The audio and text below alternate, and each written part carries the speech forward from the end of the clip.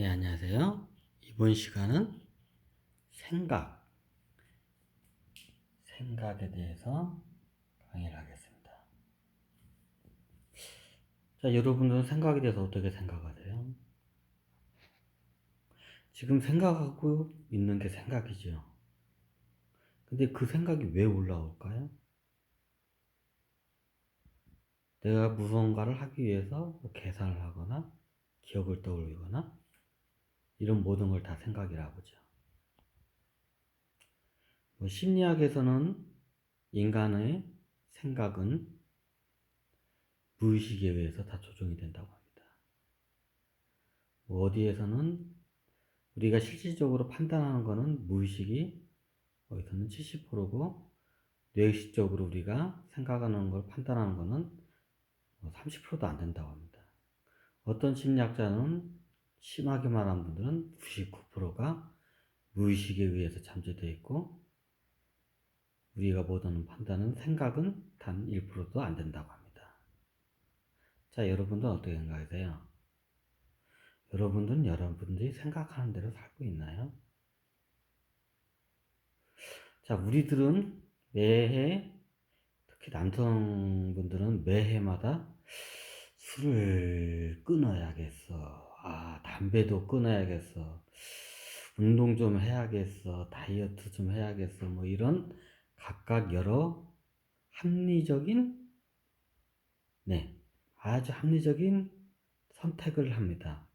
하지만 새해가 지나고 작심삼일로 끝나는 이유가 대부분이죠. 왜 그럴까요? 우리가 생각대로 그렇게 판단하면 그게 실천을 옮겨야 하는데 왜 그럴까요? 네. 우리 무의식에 의해서 우리는 조정을 당하기 때문에 무의식에서 조정당한다니까 좀 이상할 수도 있나요?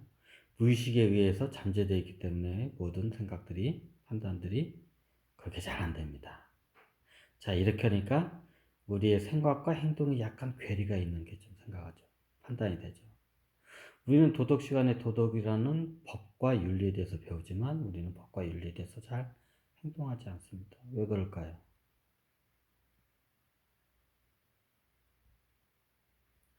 우리가 판단한 대로 모든 걸 계획하는 대로 다 실천을 못합니다. 왜 그럴까요? 그렇다고 우리가 판단한 그 생각이 다 옳다고도 할 수도 없겠지요. 자, 그러면 그 생각이 어디서 올라오는 걸까요? 여러분들이 책을 읽고 있는데 이거를 저게 공부를 해가지고 점수를 잘 받으려면 생각을 하고 판단을 하고 뇌시적으로 이거를 잘 각인을 시켜야 하는데 이게 안 돼요. 딱 막 이상한 생각이 올라요. 갑자기 저기 내가 짝사랑하던 연예인이나 여인이 생각나고 술이 생각나고 아니면 뭐 좋아하는 과자 같은 게 생각나고 막 방해를 붙여요. 우리는 그런 생각을 하고 싶지 않아요. 왜? 우리는 100점이라는 점수를 받고 싶은데 그게 안 되잖아요.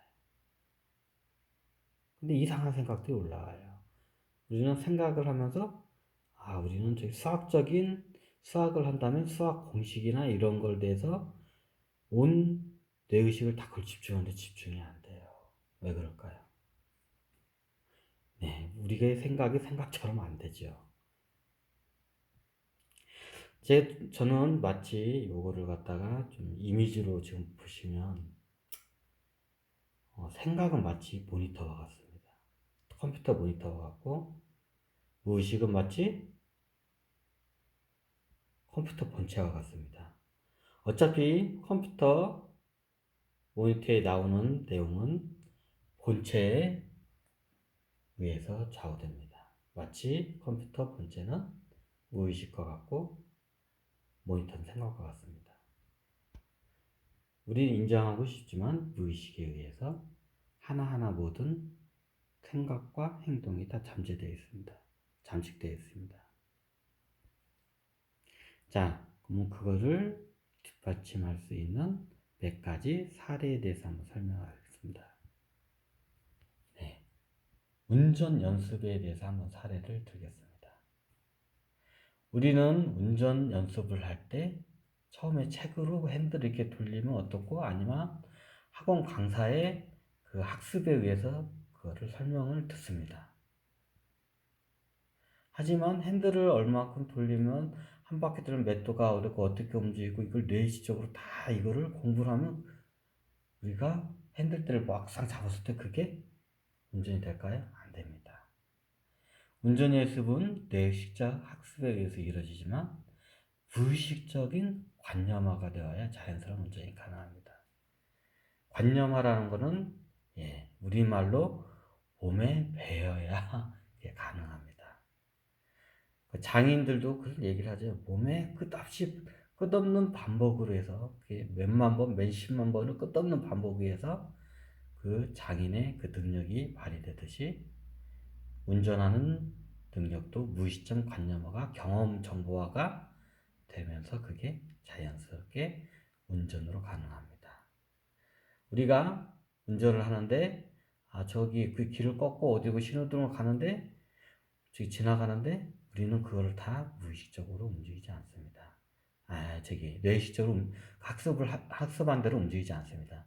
이미 수많은 경험을 반복적으로 내 무의식으로 그거를 경험 정보에서 입력을 하게 되면서 그게 자연스럽게 운전이 가능하죠.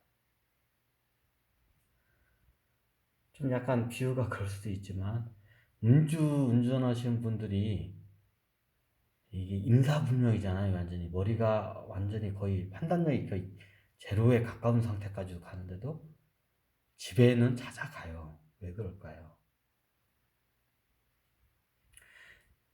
자, 요런 거는 제가 한 예로서 이렇게 설명을 드리면서 여러분들이 직접 그것을 찾아나게끔 저희는 유도하는데 목적이 있습니다. 제가 이렇게 설명한다고 해서 이 말이 여러분들께 맞지 않은 겁니다. 이걸 여러분들이 직접 몸의 체험과 과거의 기억을 떠올리면서 그거를 알아차려야 이게 여러분들의 정확하게 그거를 나중에 관념을 버리고 명상을 하는데 이게 아주 학습적으로 됩니다. 이게 좋은 쪽이 긍정적으로 됩니다. 제가 직접적으로 이렇게 설명을 없다 여러분들이 순간순간 예전에 있었던 일, 순간순간 겪는 현상, 순간순간 내 몸에서 일어나는 순간순간 내 머리에서 일어나는 생각들을 알아채시는 게 중요합니다. 자, 또 다른 사례를 한번 들겠습니다. 자, 토끼의 몸을 타고 태어나면 토끼짓을 하고 뱀의 몸을 타고 태어나면 뱀처럼 행동한다. 예전 제 스승님으로부터 이게 또 들은 말이지만 이거 원래는 예전 선도에서부터 많이 이걸 화두로 좀 이게 화두적인 차원으로 많이 이게 제자들을 가르칠 때 이런 말을 많이 합니다. 제가 만약에 인간이 아니고 토끼로 태어났으면 저도 모르게 토끼 짓을 하게 됩니다. 인간처럼 말을 하고 인간처럼 행동을 할 수가 없겠죠. 왜일까요? 이유는 간단합니다. 몸 자체가 경험 정보가 토끼이기 때문입니다. 관념화가 된 거죠. 자, 뱀을 몸을 태우고 태어나면 뱀처럼 행동. 이것도 맞습니다. 뱀으로 태어났는데 사람처럼 행동할 수가 없습니다. 왜? 뱀의 몸이고 뱀의 경험 정보가 다 가득 차 있는 몸 안에 우리가 어떻게 보면 갇혀 있다, 들어가 있기 때문이죠. 이와 좀 다른 사례를 한번 들겠습니다. 예전에 제가 다큐멘터리를 좀 봤을 때 늑대 자매에 대한 이야기를 좀 들었습니다. 늑대 자매가 있었는데 남매였나요? 자매였나요? 기억이 잘 안 나네요. 하여튼 자매가 있었는데 남매가 자매가 있었는데 어렸을 때 마치 타잔처럼 이게 어떻게 타잔은 침팬지한테 고릴라한테 이거 키워지나요? 이게 헷갈리네.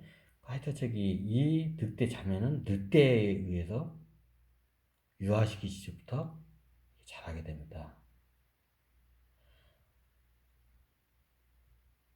자, 비록 인간의 몸을 타고 태어났지만 유아 시절 늑대와 같이 자라며 늑대의 관념이 몸에 배였다.